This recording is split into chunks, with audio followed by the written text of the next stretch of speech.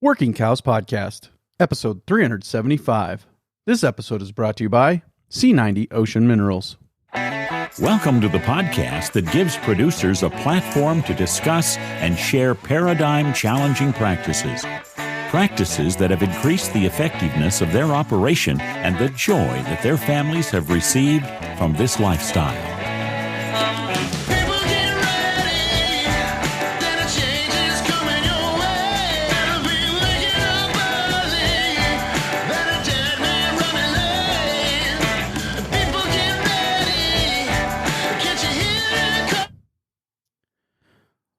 Working Cows Podcast, episode 375.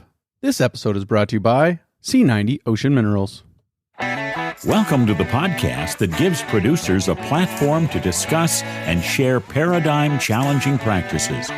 Practices that have increased the effectiveness of their operation and the joy that their families have received from this lifestyle.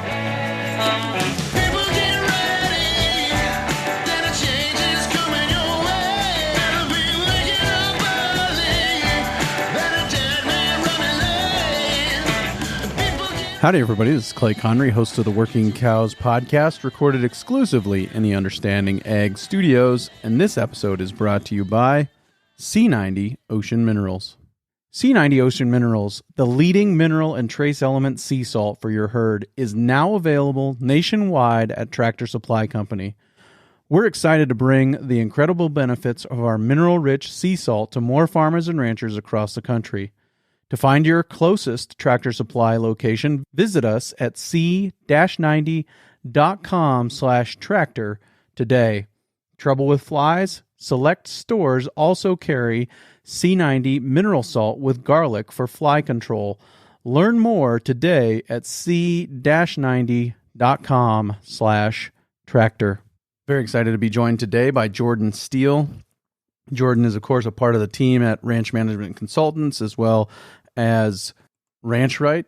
And we are going to talk to Jordan today about starting entities, the different kinds of entities that exist and the different reasons why and benefits of starting different types of entities. And so really excited to talk to Jordan about this. He's put together a great outline and really excited to kind of flesh out some of this outline that he's got put together for us today. So Jordan, thanks for joining me today on the Working Cows Podcast. Thanks for having me, Clay. It's always good to be back.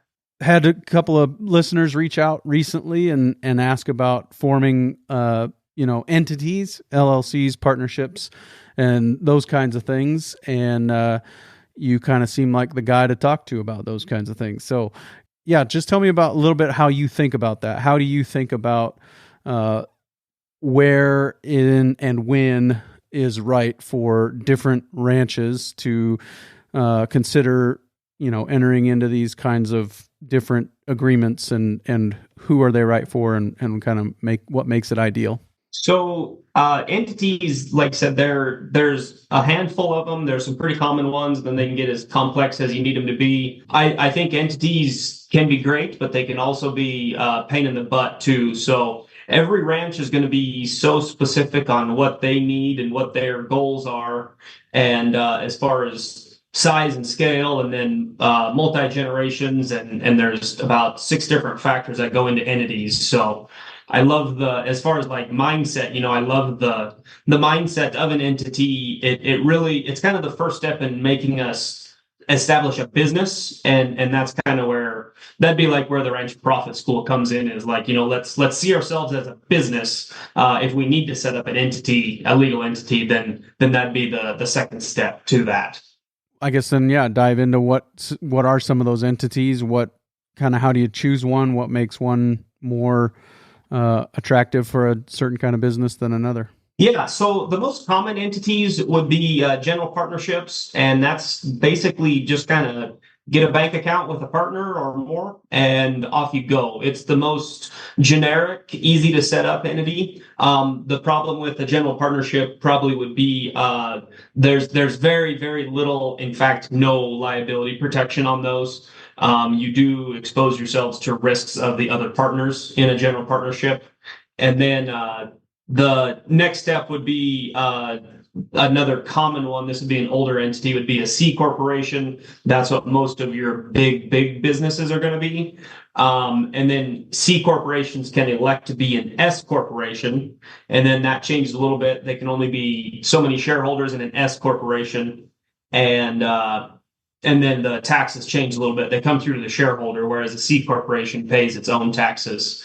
And then probably the most common, but possibly maybe most misunderstood, is the limited liability company, and I'll call it LLC for short. But the LLC is very common to most people, but it can actually be an S corp, a C corp, or just a single member LLC, depending on how you elect to be when you enter that one. So that seems to be the most common one. Is everyone is an LLC, but you have to dig down into your tax forms and your startup papers to know what actual kind of entity it is. So that's kind of I call it the wild card, because it can be taxed just like the other ones. And then a lot of more used in estate planning rather than business planning, but there are trusts and estates too.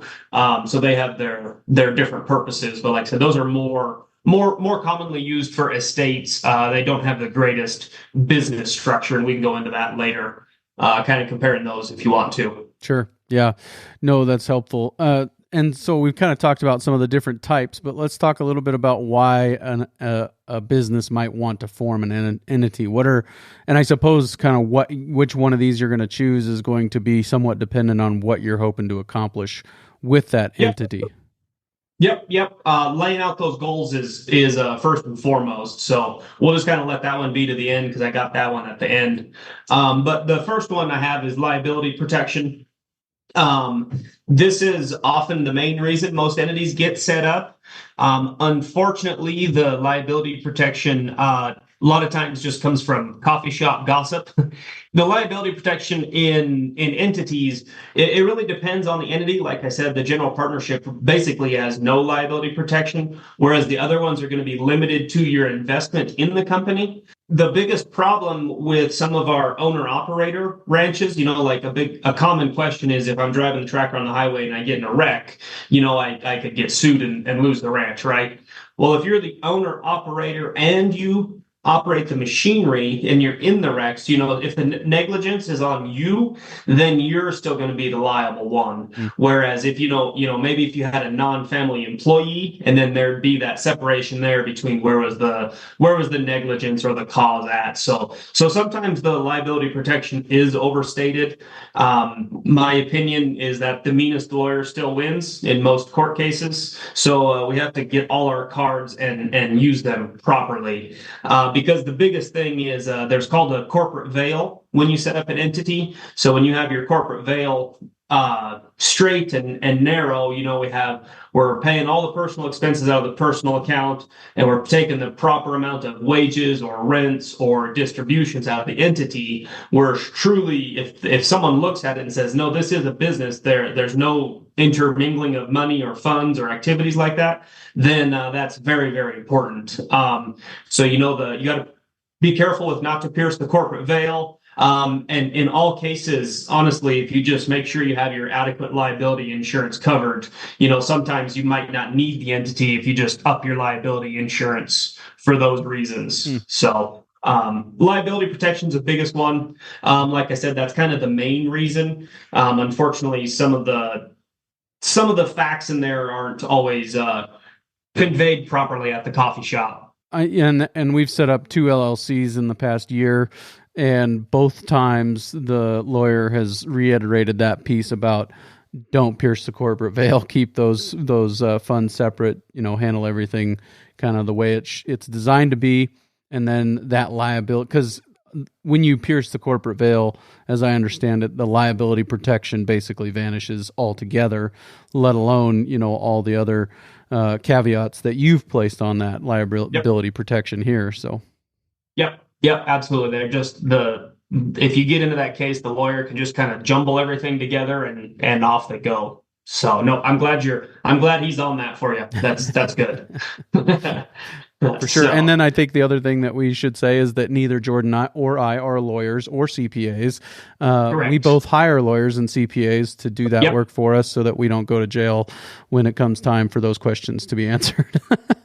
Yep, that's right. And I've brought that up several times, but find a good team to help you with this. And that's, with my work at Kansas Farm Management, this is where I learned most of this stuff. And I kind of took the backbone of this is a lot from Mark Dykman, who's my supervisor there. He made a pretty good outline of these differences in entities. So that's where I'm knowledgeable, but I usually tell people I just know enough to be dangerous. So that's part of our disclaimer there. Yeah. And what's some of the other reasons to form an entity? So business transfer. This one's my favorite. I put liability protection at the top just because it's the most common. But business transfer, I really, really like an entity because when you get that entity up and rolling, then it's profitable, it's making decisions, and you can transfer that business on. And like I said, your mindset changes when you have that business, and you're going to take wages or draws from that business for your labor and management. You're going to manage it to be profitable, and you don't to get it mixed in with your personal stuff. So that's where ranching for profit. We talk about treat your ranch as a business. What's your relationship to it? And just setting up an entity doesn't guarantee that. You have to follow through on that. So if you can do it under one entity, that's great. But it's nice to have the separation there in your mind of I'm working for this business. This business is working for me. And then the business can also outlive the owner in that case. How common is it that we see farms and ranches, the guy gets to retirement age and then they just start selling off assets to fund their retirement or whatever else they need later in life. And so if we get a business up and rolling, the business is taking care of the debt payments, the business is taking care of owner draws for us to live on, or we can sell the whole business, and there might be better tax breaks in there for that, selling the business rather than selling individual assets. So I like the duration of an entity for a business structure like that. Yeah, and if you're keeping business separate from personal and actually paying yourself a wage, then it's easier to see the profitability of the business when it comes time to sell it, right? I think that would help make it easier absolutely. to sell. And you could show those numbers to the whoever might be buying it, because you say, hey, I'm taking a wage out and I'm taking profit out too. Yep. So there are those people out there who listen to the Working Cows podcast that don't own land or cows. I've heard of them anyways. And this is something I wish I would have known when my wife and I owned a coffee shop for 10 years. Like, a lot of the things that ranching for profit teaches are things that I wish we would have known when we were owning that coffee shop, because it would have cleared up a lot of these things, and we probably would have done more than just keep our kids out of daycare by owning the coffee shop. So So it relates over to different industries too. Absolutely. Yeah. Next up on the reasons why forming an LLC might be a good idea. So the next one I have is estate planning. Estate planning, the biggest asset for most ranches is going to be the land part. So I would say kind of a common one here recently with tax laws and everything is if you have multiple children, maybe there's a land entity that can get split between all the children, but then the operating entity goes to the on-farm heir. So that makes it, they get a little bit of a benefit from staying on the ranch, but they still pay that same, they got to pay market value rent to the land entity. So all the kids are sharing in some form of a distribution. So we can kind of split the assets that way. Of course, nothing is fair in estate planning, but that is one way to do it. Right now, the current exemption is about, in rough numbers, $25 million for a married filing joint couple. That is set to sunset. This is a Trump tax law change. But right now, the current estate exemption is pretty high, so there hasn't been much pressure on the estate planning side of entities. But that could change basically with every election, like every other tax law. So we haven't had that push lately, but Same thing as we were talking about, the business can outlive the owner. With this estate planning, you can get ahead of a lot of these discussions, and how do we make the ranch survive multiple generations. So, and I think that the current projection is that sunset is going to be roughly half, right? That's going to be cut in roughly half.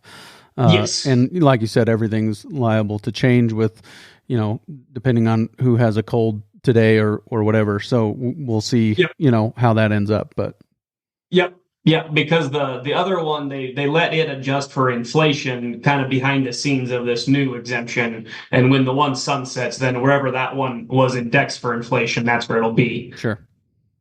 So, Gotcha. oh. Yep.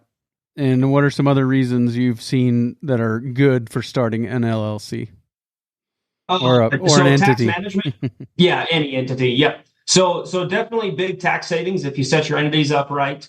I'm going to go back to the business. We have to be profitable first, right? We have to do our economics first and push on profit first before we worry about income taxes. But when we're getting to a time where we're maybe having to write a $50,000 or a $70,000 check, that's going to be that could be a lot of money that we could reinvest back into ourselves rather than pay into the taxes. So there's self-employment tax savings on you can do self-land rentals, or in an S corp, when you set yourself up on wages, then the earnings are not subject to self-employment tax. So you can do some help there. I always say, we got to fill the 12% tax bracket before there's much savings, because in an S corp, this is just the example I'm using. If you set yourself up on payroll, you have to withhold FICA, which is Social Security and Medicare, and that's what self-employment tax is anyways. So it's kind of six one way, half a dozen the other, until you get to a point of where I'm going to take a wage out, and then the rest can be earnings. So the land rentals, and we're watching how to save self-employment tax, because there's kind of a sidebar on taxes. I like to think of them as three different layers. There's ordinary tax, and then there's some tax that's subject to self-employment tax. That's great. It's the highest one. And then there's always capital gains, which are actually the lowest rates. So if we can kind of jump down to a different level, not necessarily a different bracket, but a different rate of tax, we can get some pretty good savings there. Sure. And can you walk me through just a little bit the difference in S corp earnings? That's something that is beyond what we're paying in expenses through wages and things like that, or what are we talking about? Yep, that's exactly it. So the S corp is the business, and you can take money out for wages for your labor. You could take money out for land rent. And then the S corp would also pay all the other stuff like feed and vet and fuel and repairs and other land leases and all that stuff. And then the profit down at the bottom of that would be S corp earnings, which you would be able to take some of that money out there. So in ranching for profit lingo, S corp earnings is the same as profit. Am I right? Yes. Yeah. In the what I'm talking about here, it would be pretty darn close. Yep. Okay. All right. Yep. Carry on.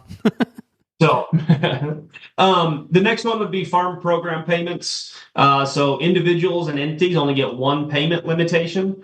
So, if you and I started an S corp together, that S corp only gets one payment limitation, and there'd be some money left on the table there. Whereas if you and I were farming separately and just shared machinery, we would get two payments, one each. So if your farm gets pretty big, that can be a pretty substantial deal. So the way around that is you can get general partnerships. So you could do a general partnership of us owning S corps. These can get very complex very quickly. So you just make sure that if you're chasing this route, you understand the complexity that it might be. I mean, there are some firms that have made their business figuring out the best entity setup for some of these large farms to get that. Sure. And is this connected at all to the AGI, adjusted gross income? Yes. On what you can, like some of those you can't even get into the programs. Correct. If you have too high of an AGI. Is that what you're talking about here?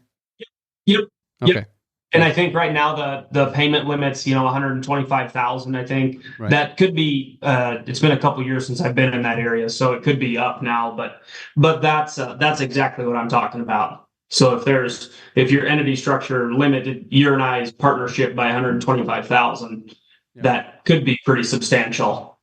Yep. So, yeah. And I think, I mean, depending on where you're at, I think some of the, even if you have 12 paddocks, they're paying like $40 an acre on management intensive grazing. So it doesn't take very long to get to 120,000 if you're, if you're doing some of this stuff. So, Yep. And some of those, I think the only time I really saw people max out on it was when there's a couple of those like special program payments deals. Not normally like your annual ones would most people max out on, but if there was something that came through extra, then you might miss out on some of that. But sure. Yep. But just like we were talking about the estate planning, those are subject to change every 4 years too. For sure. Yep. And then what else? Any other things that you think of? The last one I have is there are some fringe benefits on there. Depending on your entity, you can get, like your health insurance or retirement kind of added in as part of your compensation. The entity could pay that. Maybe housing and meals, depending on how you have everything set up. So farms and ranches have a little more leeway with the housing and meals because you can argue that we have to be out there due to weather, due to livestock, stuff like that. So some of them are partially taxable, some of them are non-taxable, depending on how the entity is set up. But there are a few fringe benefits that you can tack on there to help that entity choice easier, make that easier. Sure. Yep. And what are kind of some of the things that you would do to get people's mind in the right place before they start to form an entity? What are some of the things they should be thinking about there? Two things I really look at. I kind of skip down on the outline here. The first two things I look at are the profit and the equity. And so, when I'm looking at profit, I'm looking at like business size, business scale. But then if we're consistently filling those bottom tax brackets, out of the 12% tax bracket, that's where I'm going to look at, okay, we need to look at an entity to start saving some money on taxes.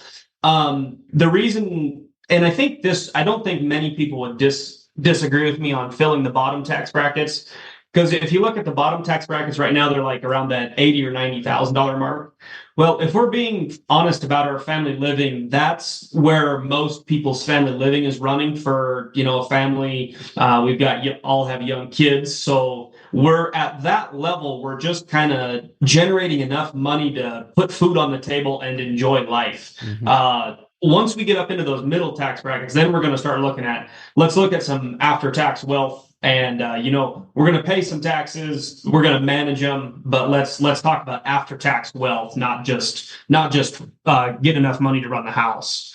So, and then the next one I look at is equity and what's your net worth. If there's a lot of land in there, we know land generally increases over time. And I kind of compare that to the estate tax limits. Like I said, we've got that super high exemption amount right now. So that one hasn't been as big of a problem. But if we kind of gauge those two areas, that's where we're looking at, so someone young like us, if you just own a quarter or two of land, probably pretty highly leveraged, it might not be the best time for an entity because the added paperwork and added fees, because every return is going to be another tax prep fee, another this, another that, is not going to be worth the savings until we get to some certain size. And you're never going to be able to tell that without looking at all those different questions. Right. Yep. And I think, kind of back to that whole first things first deal, right? We want to make sure that we're profitable, make sure that we're generating that profit. And then maybe it's going to be worth it to look at forming one of these entities, and that's kind of what I hear you saying, basically. Yep, absolutely. Yep. So, other things that we want to think about, other considerations before forming an entity. What are some of the things you're thinking about there? So the big one, I'm going to go back to that team. I said consult qualified legal counsel with ag experience. LegalZoom.com is not going to know what your ranch needs. It's going to be some sort of boilerplate terminology in there. I say work with good legal counsel. Work with your accountant too, and then really anyone else on your team. So I threw in your lender and your insurance agent too. So that's kind of who I think of when I think of a professional team, get their opinions, get their ideas on it. As a tax preparer, it is a nightmare when someone comes to you and they're like, "Oh yeah, I set up an LLC this year. Can you file the taxes for that?" And it's like, okay, we got to back up a little bit, but we can take care of it. But let's get backed up and get started right here. So I always tell people to get a second opinion too. We say talk with others, so it's easier to look over the fence. But there are times when I'm in your business and I'm not going to see something else too. So if you go find someone else and say, "Hey, well maybe this," like, yeah, that's a really good idea. So find someone qualified to talk about it first, and then get a second opinion, and then make the best decision for yourself too. So because your operating agreement. We got to put an operating agreement in there with contingencies. We got to talk about buy-sell agreements if there's going to be multiple partners. And then the biggest one is, the 5 Ds, right? Remember, death, divorce, disagreement, all those. We can go on and on and on down the list. But when something happens to a partner, what happens with those shares or what happens with those management decisions? So the more we think about that and the more we put that down on paper in an operating agreement will really help in the future. Sure. Yeah.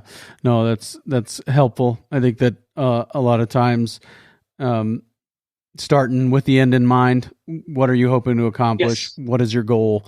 What are you wanting this to do? Are you wanting this to be a tool, a vehicle for passing the business on to the next generation? Then that's probably going to affect the way that these things get formed from the outset. Yep, absolutely. And you said passing it down to the next generation. I said coordinate with estate planning here too. Right. So we've got that in there. Yeah, and that team, we've talked about that a few different times. Can you talk to me about some of the people that you think are on that team? I mean, lawyer, CPA, financial advisor, some of those others that you would think of, insurance agents, bankers, anything else that I'm missing there? I think you got the main group there. Yep, definitely. I think those are the ones I think of. If there's a group of 4 or 5 trusted, I think that's where you need to be at. Yeah, and financial advisor is not the same as bookkeeper or CPA, right? Those Correct. are different roles. And so, that's exactly right. So, yep. So make sure you got them all covered, I guess, for sure. So, yep. Other things that you want to do, some kind of this checkbox of we've got these things checked off. Now it's time to form an entity. What are some of the other things in the before forming an entity bucket here? So the 2 I think that we haven't covered before would be we just need to know what assets and liabilities are going into the entity.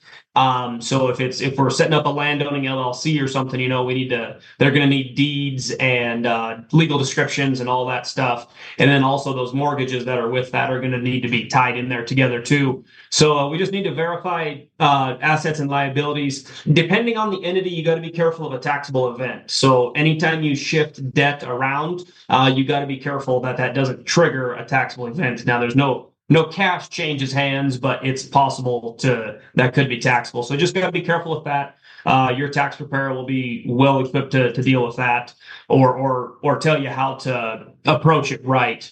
Depending on what time of the year we're going to do this, we could always start an entity now. It's July 1st, so that would kind of make sense for some things. But you got to be careful of your cash flows in there with depending if you start on the calendar year or a mid-year startup. A lot of if the ranch carries over calves, well, as the calves were produced by the individual, but do they get sold in the entity, or does the individual sell the calves and then inject the money in there? So you kind of got to be careful of those startup problems, and those are going to be, no matter when or what you do, you're going to have those issues. So just have a conversation about how that money flows. Yep. And assets. Yep. And we've started a couple LLCs in the last year, and had started one before that for a family business, and went the LegalZoom route on the one before. That was not good. And went the, hometown lawyer in the town with a sale barn and, surrounded by agricultural land. And I was kind of surprised that the cost really wasn't that much different. It was more locally, which I'm always happy to pay more locally. But, and I felt like, as you said, we got a better product in the end that was actually what we needed, not just some boilerplate, something spit out, by the computer or whatever. Names are changed to protect the innocent kind of a deal, but the same as everybody else's. So yeah, I think that from my own experience, I'm just echoing what you've already said for sure. Cool. Yeah. And those standard templates, that you can get online, those contingencies, those aren't going to be in there, so in the, maybe if the ranch gets passed down and you want buy-sell agreements to be offered in a first right of refusal to siblings only, right? Those contingencies aren't going to be in there. So, and we all know that the clearer these things are at the start, the better it is, because when families are grieving, that's not when we make our best decisions. So to have that laid out beforehand is good. Let's take a quick break and hear a word from our sponsor today, C90 Ocean Minerals. C90 Ocean Minerals, the leading mineral and trace element sea salt for your herd, is now available nationwide at Tractor Supply Company. We're excited to bring the incredible benefits of our mineral-rich sea salt to more farmers and ranchers across the country. To find your closest Tractor Supply location, visit us at c-90.com/tractor today. Trouble with flies? Select stores also carry C90 mineral salt with garlic for fly control. Learn more today at c-90.com/tractor. We've covered a little bit of the entity types. Is there something more that you want to say there? Just kind of hit the high points, general partnership, that's a tax form 1065. Those are pass-through entities. They're the least formal. I do want to bring up C corporations. So those are be the, I guess, most formal entity. They do pay their own taxes. Right now, that flat rate is 21%. So right now, there's not a lot of encouragement to set up a C Corp, because if we're paying 10 and 12 and then 22 at our individual rate, the C Corp is already higher for those, so when C Corps were 15%, we could get some fringe benefits out of them. We could get other deals, and then we could split our lower tax brackets. But this last tax law has changed that one a little bit. And then the S Corp, that one's elected after the C. It's also a pass-through entity. You got to be careful with C and S corporations, because you are required to have a board of directors and annual meetings. So when you need to have minutes and everything, and that's all about that corporate veil too. So if you do find yourself in a lawsuit, if you have your articles of incorporation and show your annual meetings and what is discussed about, and show the minutes to the lawyers or whoever's involved, that will show, yes, this is an arm's length transaction. So sure. One more thing on S corporations, though, you really have to watch your basis in those entities. They work well when you're profitable, but when an S corporation is not profitable, you lose what you call basis in it. And I've seen cases where the S corporation is losing money, but we're still paying a pretty big amount of income taxes because we can't deduct those losses. So you got to be careful of that issue there. Have we kind of covered the limited liability company?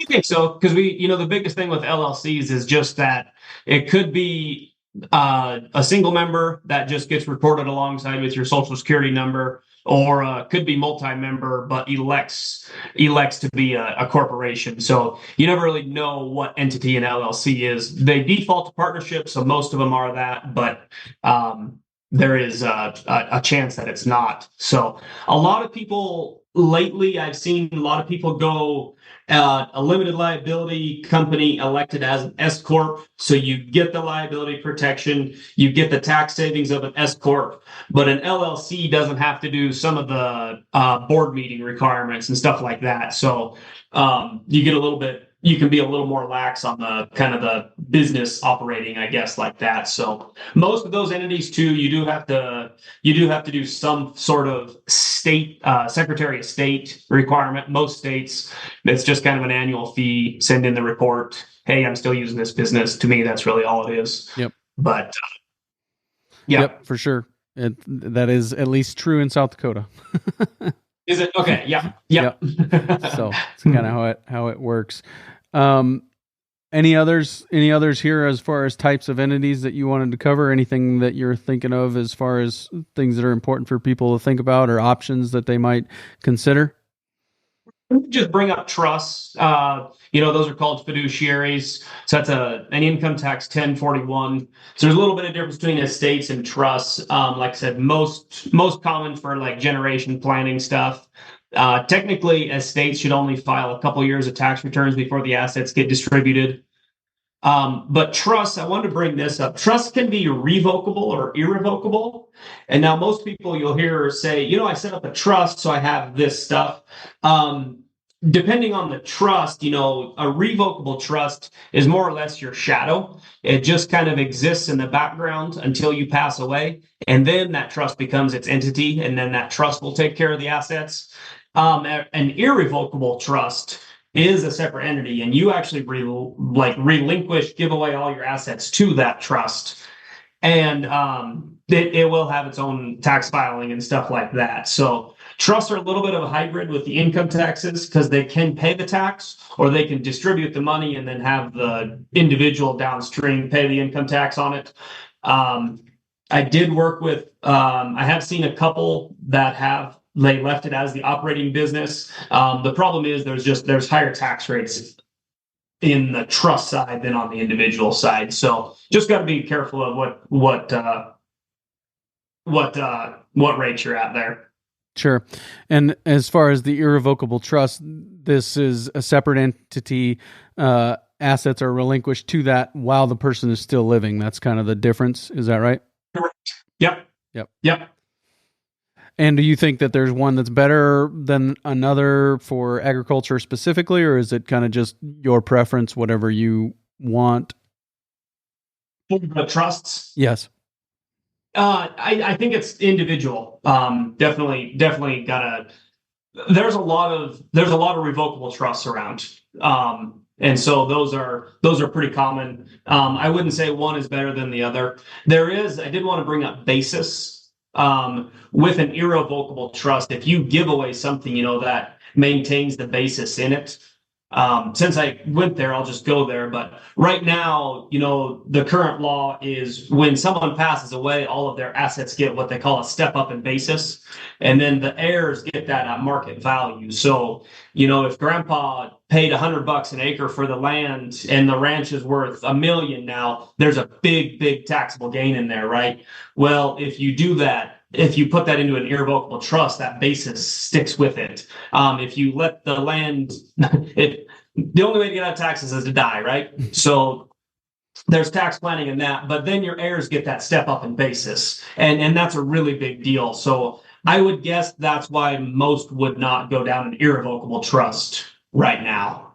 I see. So the revocable trust helps mitigate that stepped up basis. Yeah. Okay. Yep, because the revocable trust doesn't go into effect until you die. So the land would get stepped up in basis and then go into the trust. I see. And is there somewhere along the line somebody's paying the tax on that stepped up or on the step up basis? Is that right? Yeah, not until they sell it. So, in that example, the heirs could sell it the next day tax free because there wouldn't be much appreciation in a day. So that's a big deal. Yeah, the step up basis, and that's usually in Congress every 4 years too, and that's a big deal. Huh. It's a big deal for agriculture, but it's a big deal for all small family businesses, actually. Right.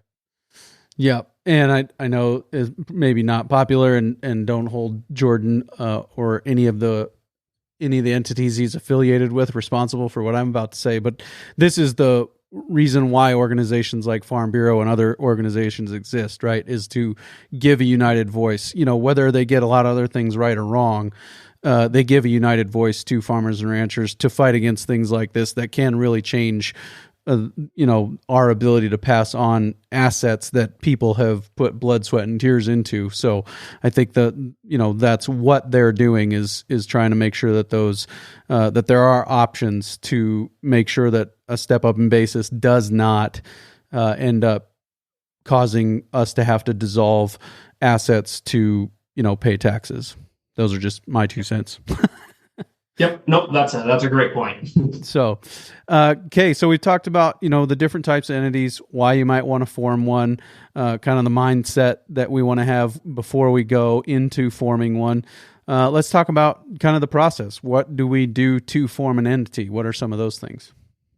So once you get your, like I said, you're just going to get your leadership team together, decide on that entity type, and you're going to decide on the type and then when to start it. We talked about those mid-year or first a year, calendar year type starting. And then you're going to get the EIN from the IRS, and you can actually just do that online. If you have a lawyer setting everything up, I would recommend them doing it because then they make sure all the spelling's right, all the commas, abbreviations, whatever is needed. And then that EIN is going to come on what's called an SS4, and that's going to give you your first tax return date too. So that's going to be when, the IRS, if I were to do an EIN submit for one now, it'd be, okay, Jordan and Clay's Ranch LLC first tax return is going to do March 15th, 2025, right? So the IRS is then going to be looking for that tax return, kind of gets you on the track to get your e-files and everything, right? Sure. And that's for federal. And then remember, got to do your Secretary of State papers as needed. You're going to do some annual reports, probably upload some articles of incorporation or something to the state, wherever you're at. And then you need to set up your board of directors. And I put in there, get your annual meeting scheduled for your minutes and everything. Then I just put also with annual meetings, that's kind of what's required with entities, but I put more in there because we're back to the business part of it. Big businesses are going to meet more than once a year, so Yep. And those are again limited to the S and C corps, right? Pretty much. Yep. It's going to be different based on the entities. Yep. And then you're going to have to get a new bank account, separate bank account specific to that entity. There's kind of a catch-22 here on the bank accounts because a lot of banks will require the EIN to be with that. If you set up a business account, not just a personal account, doing business ads or something. But I've helped a few people in the past where it's kind of the chicken and the egg situation. It's like we don't want the entity to start until next year, so we need to wait until January 1st to get the EIN. So then we don't have to file a tax return this year. So there's a little bit of a waiting game there, or else you just have to be real careful and keep track of your cash records right away to get what needs to be technically contributed into that to get that started up right. Yeah. And I don't know if things have changed or I misunderstood the process, but I know that the opening a business checking account with a DBA is not as easy as it used to be, I don't think. I think a lot more, at least the banks I've been dealing with recently, really want that LLC kind of to be up and running, and then they'll help you start that business checking account a little bit easier, it seems like to me. Yeah. And I think this is a 1 or 2 year process. I just put in here, have patience and start out correctly, because it's much easier to plan this out and do it right next year than do it now and have to undo a bunch of things that we need to transfer back in or out. So that's I've started out with some really, really good entities, and man, we just continue to fight some of the other ones. So. Sure. And I think that, as I understand it, some of this is a little bit flexible as far as what kind of entity you're going to be after formation. You have some period of time to decide, are we going to be an S Corp, a C Corp, some of those things. Am I right in that? Yeah, and so there's different elections in there, So I mean, if you want to get something going, so you have that business mindset, you can start up a single member LLC and operate that for a little while, and then you can elect to change entity type. So there are elections that you can switch back and forth in that LLC framework that's actually pretty simple. I haven't had to do one of those, but I know we can get on the IRS website and just elect to do that. Sure. So yes, there is flexibility. Yep. Yeah, very good. Appreciate, kind of the way we worked through this today, but what are some of the, final thoughts, things that you'd say kind of as we point towards wrapping up here? Sure. The biggest thing I noticed is, our current laws and regulations have a big impact on our recommendations. Right now, it would be really easy to say, put your land in an LLC, gives you flexibility. You have the SE tax savings, and limited liability companies. Those partnerships do have the ability for a step up in basis, whereas a corporation, does the underlying asset get the step up in basis, or if it's a corporation, does the stock get a basis, right? Does the company own the land? So it'd be easy to suggest that. It'd be easy to suggest an operating S corp. But there's a lot of old C corporations around that ranches set up in the 60s, 70s. I think it was like 85 somewhere that they did a big tax law change, and that tax law change changed the C corps. And so now there's a lot of old ranches as C corporations that are really stuck in some pretty hard C corp tax traps, because remember, with the dividends and stuff in a C corp, there is a kind of a double tax rate on those, and so those are hard. I mean, those entities are stuck forever. So I just say, what we recommend now, it's going to change. So we make the best decisions with the information we have at hand, but we need to be aware of our future generations are going to be using these too. Do you think that those old C corps with land in them stuck in tax traps, do you think that is the result of somebody not paying attention to changes that were coming, or is it a failure of lobbying to not let that happen, or is it maybe some combination of the two? It's probably a combination of the two. That's a really good question. I've never really thought of it because I just kind of looked at them at face value. It is what it is. But there's some of them that you look back and they were the thing to do. They made it. Who knows? Maybe they saved enough money to make it worth now. But yeah, I don't know. That's a really good question. Yeah. You weren't reading those headlines when you were 4 or 5 years old when all that changed or whatever. Correct. Yeah. Yep. Yeah, but I do think that generally there's at least some warning that these changes are coming, and you've got an opportunity to change a corporation. And I think that kind of speaks to kind of the mindset of having a corporation, right? Like, if you're just going to let it sit there and it's not actually going to inform the way that you make decisions on a day-to-day basis or even on a quarterly basis in your business, then maybe the entity isn't the right thing. But if it's going to help you decide how you do business on some level, then maybe the entity is there and is helpful. Whereas if it's just kind of sitting, it's in the closet, and sometimes we dust it off and look at it, but then, we forgot to look at it when this big regulation change happens and now we're stuck. Maybe that's kind of one of those things that we want to a little more regularly pay attention to what's going on with the entity types and the way that they are taxed. Would you agree with that? Yep, you nailed it. I think, just to sum it up, yeah, when they're used right, they're fantastic. Taxes are easier, record keeping's good, decisions are good, but if they're used and misused and abused, then they can sure be a nightmare for everyone involved. Yeah, yep, for sure. Yeah, and I think that kind of goes to this accountability piece, right? You got to be willing to pay attention and learn and look at what's going on with them if you're going to keep doing it. Anything else you'd say on that? Last thing I'd say is if we're looking at some big entity setups and for tax savings and estate planning, I would say it might be expensive to get these things going, but it darn sure might be worth it too, because someone at one of our ranch profit schools, these are the numbers he said, but yeah, $50,000 is expensive, but what is it worth to save the $10 million ranch? So that was a good thought on, we're always trying to be cognizant of costs, but sometimes that's money well spent too. Right. Yep. And what's the ranching for profit adage, right? You can't starve profit into a business, and yes, that's exactly right. The war on costs is okay as far as it goes, but sometimes you got to spend some money to be able to protect what you have or spend some money to make some money. It's an investment at some point. So, yeah. Well, Jordan, I appreciate you putting the effort into putting this outline together. Very thorough. Thank you for going through it with me. Anything that's exciting coming up, or anything you want to plug? This should be out here middle of July. And so we had a pretty busy month with one school and 2 young rancher schools, and then KLR marketing for us too. So that was a lot of fun. And then we're starting to get our fall schools.